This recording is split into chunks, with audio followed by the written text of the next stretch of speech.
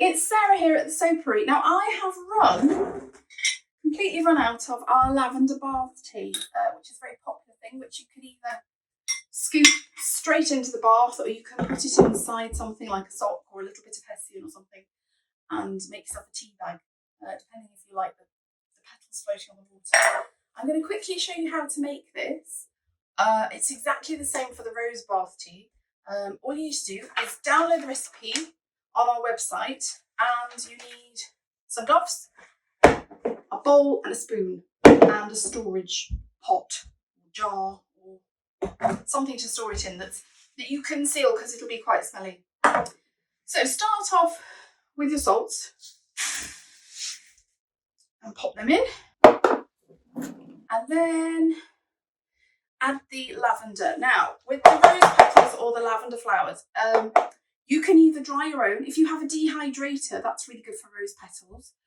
Or you can just hang your lavender upside down, and then after it's dry, you can pull the flowers off. Or you can go online. There's some lovely French lavender that's really blue, which is beautiful and smells amazing. You can buy that too. So you put in the amount that it says in the recipe of either rose petals or lavender flowers.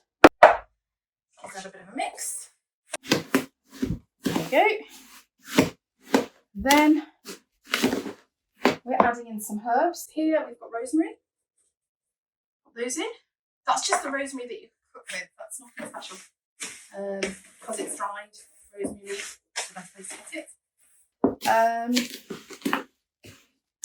Right, now the important thing, the oils. I always mix the oil in the recipe with the essential oil in the recipe, just so it distributes better, so you don't have some clumps of really smelly bits and not smelly bits. So put all your oils together and pour it in. It will get clumpy now. Give it a stir. There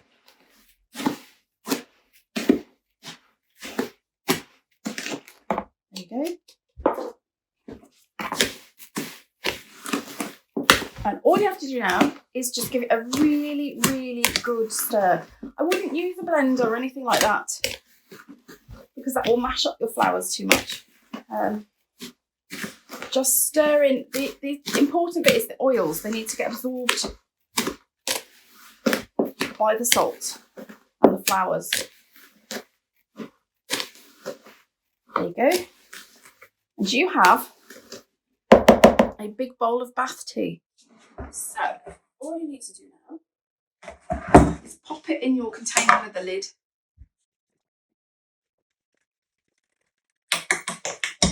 And it works well if you give yourself a scoop, so that every time you have a bath, you know roughly how much a bath's worth is.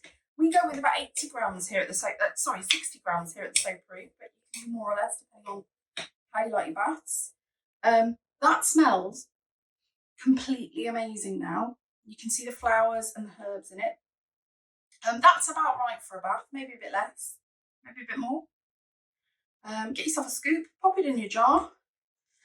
And if you seal your jar, it should last for quite a long time in the bathroom. And it should last quite a lot of baths. So it's really that simple. All you have to do is mix some things up and you've got yourself a really lovely treat for bath time. So you can just run the bath, lock the door, put an audiobook on and enjoy.